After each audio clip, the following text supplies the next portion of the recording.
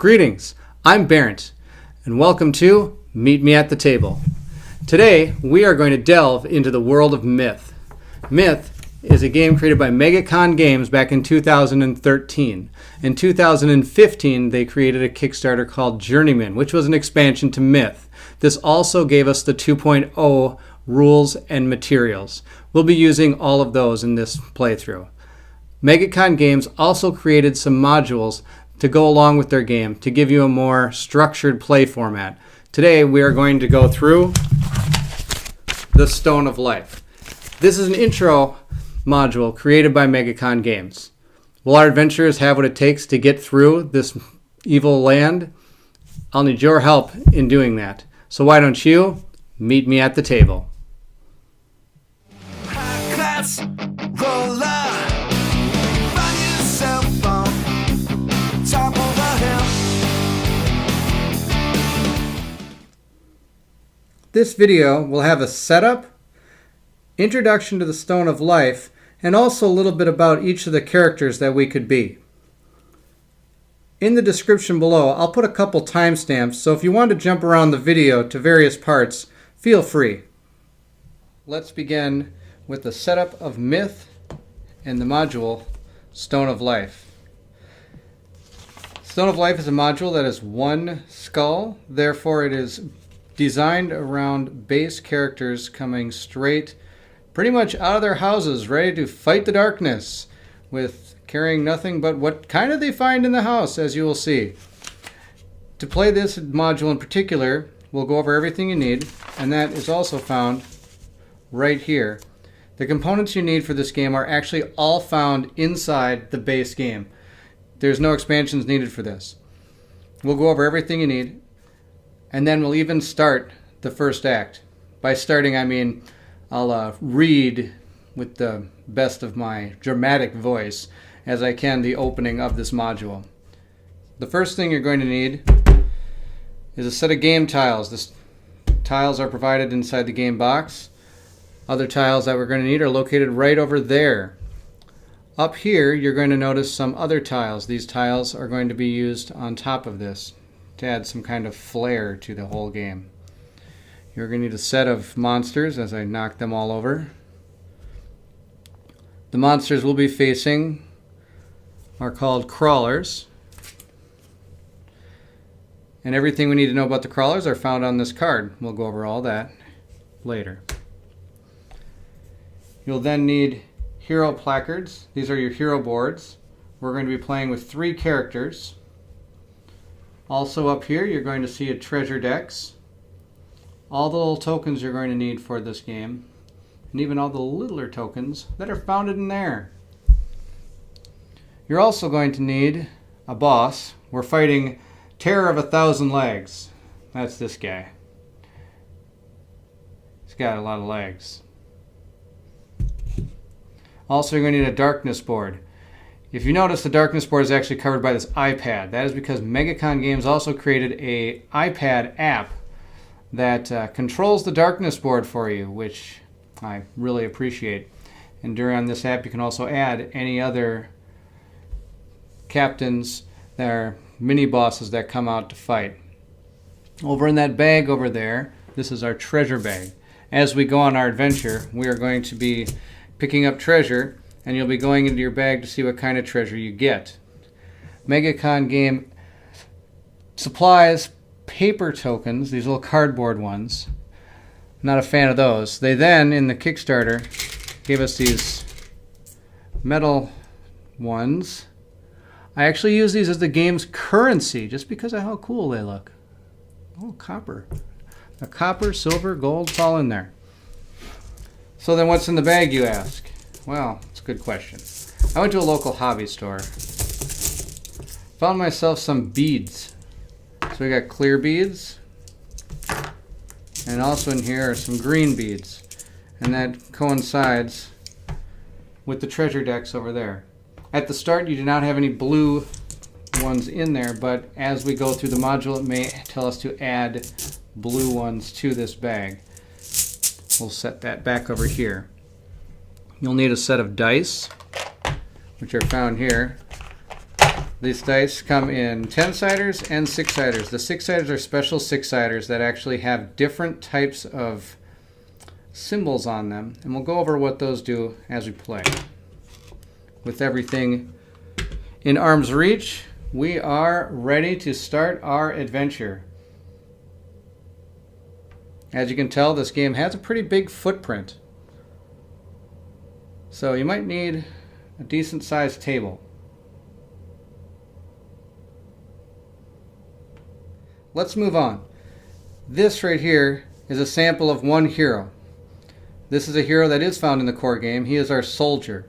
Each hero comes with a certain amount of things. One, it comes with a card that tells you a little bit about what your character is able to do. This is a soldier, so he's got a couple special rules, and focusing very well, called Rage, and he also uses a shield. So a lot of his cards that are found here are going to deal with using Rage and Shield. He starts with a placard. This placard will tell you everything you need to know about your guy. Again, there we go. The little symbol that is next to my thumb is a symbol for Rage. That's his, again, coming from his card. The next number next to that, the 2, is how many movement he has. The 7 is how much health he has. The 6 is his courage. The 2 numbers above, where it says dice pool, are the type of dice he's going to roll if he's just using himself and himself alone. Luckily, he is not just using himself. He does come with some starting items. He comes with a fireplace poker, a pot lid, and adventuring gear. I don't know about you, but I think I could be a soldier. I know upstairs I got a fireplace poker and a pot lid somewhere, and I'm sure I could probably dig some adventuring gear out of my kids' costume bin, probably. I could find some in there. But that's beyond the point. I know I don't have the courage that this guy does. Also, you're going to find in the game 5 cards that actually have a green symbol up here in the corner. These are going to be upgrade cards that you'll be adding to this deck and modifying it through the gameplay. The module or other types of adventures will tell you when those type of cards can be manipulated into the deck. You'll get a mini. Here's this mini, little soldier guy. Looks like he's swinging for a home run.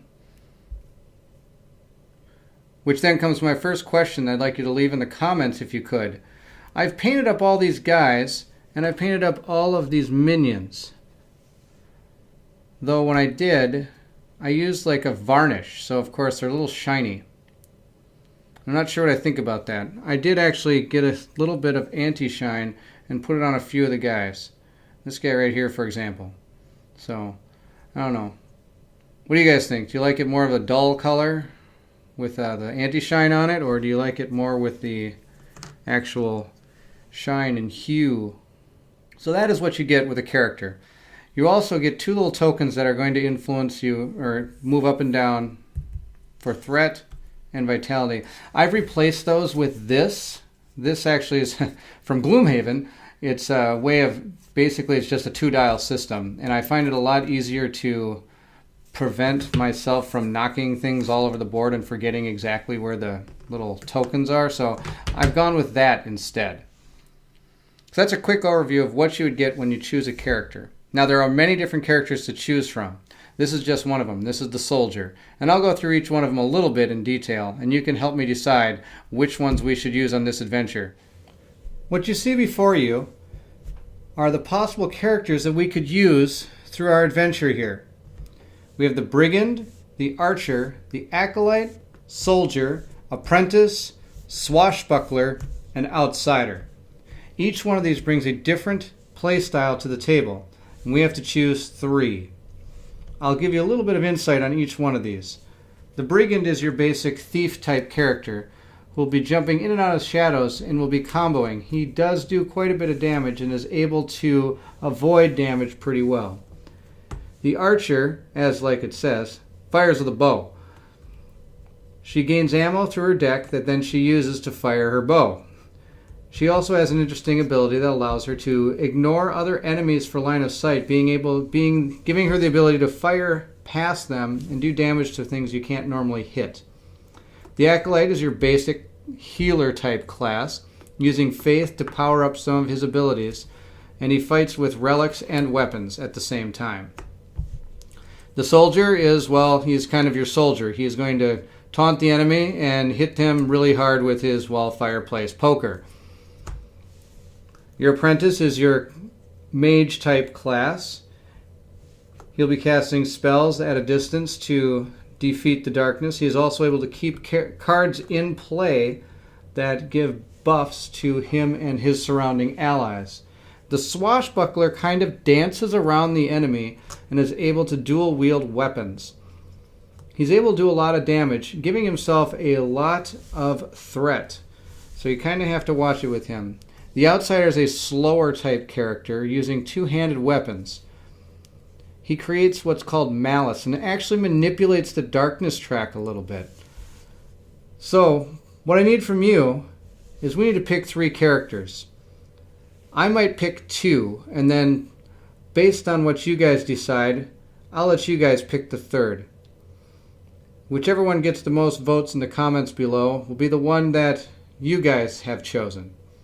Let us move on to reading the first part of the Stone of Life.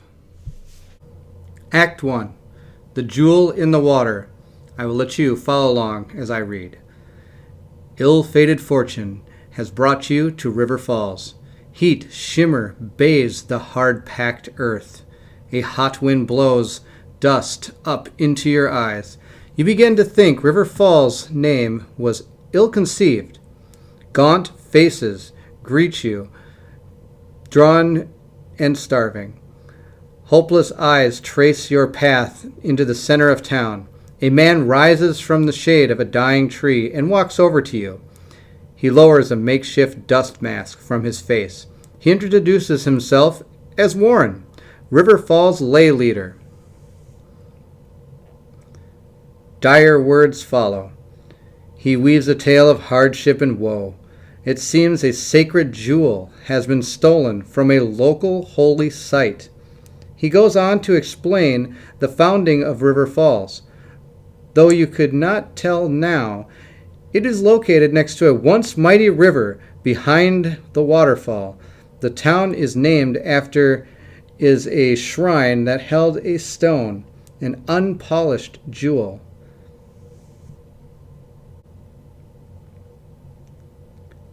The jewel protects this place. We have left it unprotected, and a thief has taken it from us. Our apathy has offended the mother. Now the crops wither, and the river has dried up. We are lost unless we can recover the Stone of Life. None who know what the jewel does would dare enter the cave, let alone steal it. The stone brings life. As long as it rests upon the altar, separated from the shrine, the stone brings death. It is prophesied that the jewel and prosperity are interwoven, not just prosperity for River Falls, but for the whole of the 4 kingdoms. This darkness will spread.